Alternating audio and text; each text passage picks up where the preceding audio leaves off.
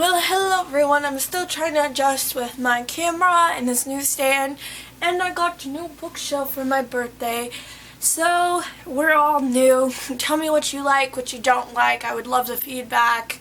And here we go on with the video. Ha ha ha ha. Okay, I've been sick and I'm suddenly feeling a little better, so if I'm strange, you know.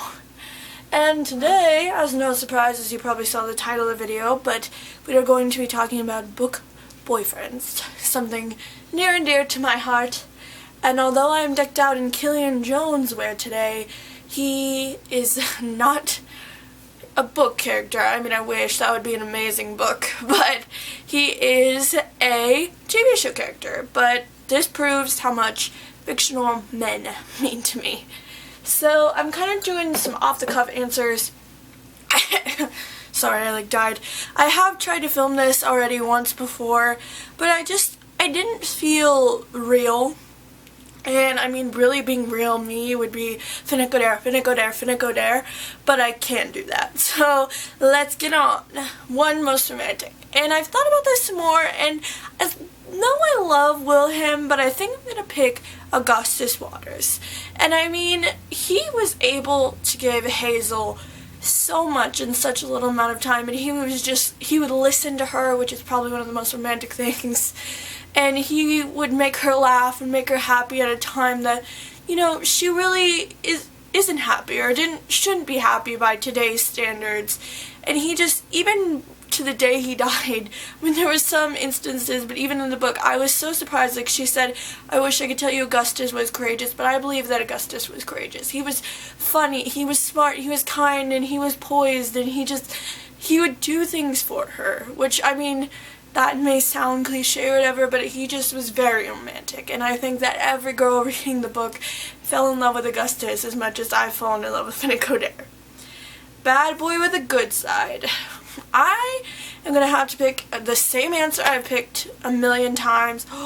No, it's Damien I'm going to go with this time. In my head it's Kale, but Damien is bad. He's like one of those gobstoppers that you put in your mouth and you're like, ugh. And then as it goes on, it just gets sweeter and sweeter and sweeter, and at the core is this sweet, amazing thing that you wished you could have encountered so much earlier, and the thing is worth the wait. Like, the swallowing and the disgusting faces is well worth what happens at the end, which I think is Damien. Like, Obsidian, you got there, and I even called him a gobstopper character. I watched Jesse the Reader's video when I first read it, and it was like, Damien just had this horrible exterior.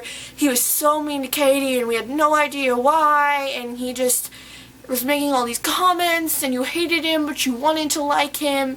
And then it was like, as you peeled away, it was really just someone who was scared, someone who didn't know what to do, and, well, I mean someone, he's an alien, but I mean an alien or someone who just, they were dealing with their anger and depression in their own way, and he was scared of something, so he decided to act in hate instead of happiness. This video is taking a real dark turn. I don't know what the deal is. I was so much happier and cheesy in the other. So, let's see. Boyfriend you want to tame. No, paranormal. And then boyfriend you want to tame. Paranormal. I'm sticking with the same book series, but I'm going to have to pick Dawson, because even though I love Damien, I feel like me and Dawson's personalities kind of jive a little bit more. I think even though I am very similar to Katie, I felt that if I was in this situation, I would react more like Beth did. And as much as I love Dawson, that element of angry bad boy I don't really like as much in a character, except for like Kale or somebody, because they're not really as bad, but I just don't like how he's a jerk and he treats her that way some of the time. Even if he had reasons or whatever, I don't like it. Dawson just seems kind of like, this sounds terrible, but the better version of Damien. Damien is hard and jerkish, and Dawson just seems sweet and smart, and even though he makes stupid decisions sometimes like Damien does, he is able to think through, and he's able to think with his heart and his head and not just his heart or his anger, and that helps a lot when you're dealing with such insane situations. Okay, boyfriend you want to tame. Oh, this is gonna have to be Gale. This is the only guy, which I talk so much in my other take of this, of how I love Gale's passion. Gale, he just inspires me. I don't think anyone else in the book, Finnick, had as much passion as he did. He was willing to give up everything and die, no matter what the cost, from the very beginning on, for something that he believed in. And Gale constantly, like, people think it's because he's hot-headed, or I think it's this driving, unending passion that he's put his whole self into his beliefs and his ideas of what should be right. And then he's, like I said, he's willing to give up everything so that the rest of his districts, the rest of his country can be happy without this tyranny of snow, without this threat looming over their heads. And some people may think he's crazy because of that, but I don't know how to explain it otherwise than this almost unending, undenying passion that he has, and love and courtesy, that he is kind of a hothead, which means he needs to be tamed, and that's why I kind of wanted Katniss to pick him originally, because it was like they can put out each other's fires together instead of having a non-fiery and a fiery and then they clash, because Gale has the right idea. If Katniss had had that passion and that fire from book 1, we may have had a free Panem so much earlier, and who's to say that some of the deaths that happened or not. Like, there's so many things that could have changed, and I think if he really had done what he believed in, then he could have accomplished something. And there's so much more, but I admire Gale's passion, I admire his heart, I admire his humor. I mean, he's kind of whiny at some points, but let's be real. If you were in Pan Am, would you be whiny some of the time? Would you be angry some of the time? Yeah, you'd probably all be blubbering messes. I hope that made sense, because in my head it does. Character I friendzone. Okay, let's stick with the same book, I guess. I friendzone Peeta like that. Like, the second time he was mentioned. I don't know what it is about me, but he's too nice to me. Like, I like my nice guys to kind of have some either like almost like an Augustus or a Wilhelm, kind of those kind of personalities, as opposed to just the nice guy, good guy. Like, Peeta just didn't seem interesting to me. I read books to learn about other people and to escape my reality.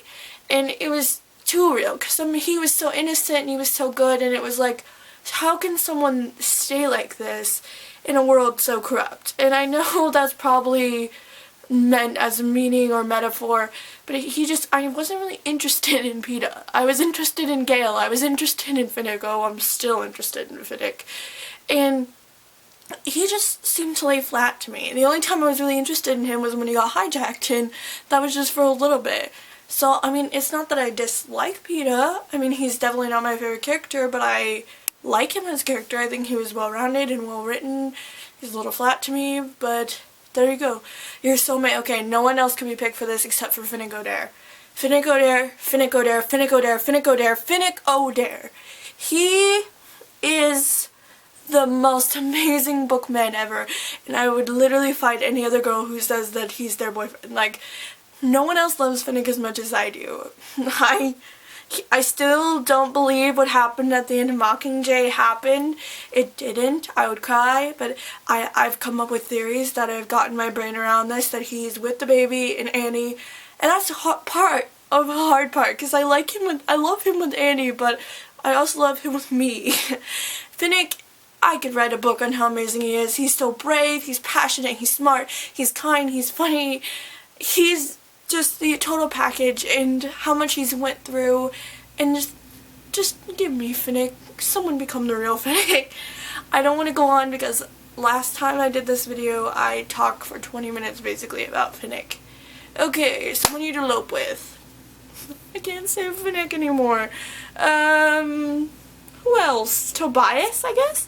Because Tobias seems like one of those people that would be like, get rid of all of our friends. Because, I mean, he cares about his friends, but he doesn't really like people to see him in an emotional spot or a romantic spot. I mean, he kind of does it more with Tris, but I think as, like, the strong man that he is, he wouldn't really be a fan of that. So I would elope with Tobias, and he would know what he was doing, so we'd like go on the New Zealand mountain terrain or something crazy like that. Well, that kind of answered the second one, but Venture Anywhere. Aragorn. Aragorn is a great answer, because Aragorn is like a tracker. He knows lands. I mean, he knows Middle Earth, but he could certainly learn our world. Well, I mean, they're in our world. I'm trying not to spoil. And he could just really, like, I mean, he's not really someone I consider a book boyfriend, but almost everybody I'd venture anywhere with is taken. Or Percy Jackson. Percy Jackson's a good one. No, Percy Jackson's my next answer. Deserted Island is Percy Jackson, because Percy Jackson, he could feed you, he could help Poseidon help you, he could get like water and fish. I would prefer Percy with Annabeth. I love Percy, but I really don't think me and Percy would be in a relationship together, plus Christine, Riggio, and Percy, yes. So, cool boyfriend. This was a different answer, question, but I didn't like how it was phrased with kind of a word, so I called it the cool boyfriend. Let's look at our... Ooh, I'm gonna pick Josh from Isla and the Happily Ever After. This is probably one of my favorite Stephanie Perkins books, and it seems like everybody does not like this book or thought it was less than good, but I kind of only like Anna and the French Kiss a little more. I really did not like Lola. Like, this is probably an A. Anna and the French Kiss is probably an A+, and Lola's probably like C-D. So, I love Isla. I'm not going to spoil this at all, but Josh is kind of a cool guy. I loved him from Anna and the French Kiss on. I mean, he certainly makes his mistakes and doesn't know what he's doing, but I think cool would be the most description of Josh from Isla and Happily Ever After. And if I don't convince you to read anything, I will convince you to read this, because this has gotten me out of so many slumps. It's amazing. The cover is beautiful. Even if you're a guy and you're in a reading slump, this is your best choice. So that is my book boyfriend tag. I would love any of my friends to do this. My tagging system thing is kind of not working, but I would love for a Basket Casey Reads to do this. I would love for Sarah Ella to do this, although I think she's kind of taking a, let's say, internet detox because she has to write her book and she's with her family. So I'm perfectly fine if any of you don't do this. And then my other friends, any of you guys who want to do this, Lala Lauren 1001, if you want to do this, then just go ahead, because I really want to hear what other people's boyfriends are, except Finnick Odaira's mine. There's no question there. I'm screaming in my head, so I've got to go because I'm about to fangirl. So I will see you guys later when I have another video. Please comment down below, and I will see you. Oh.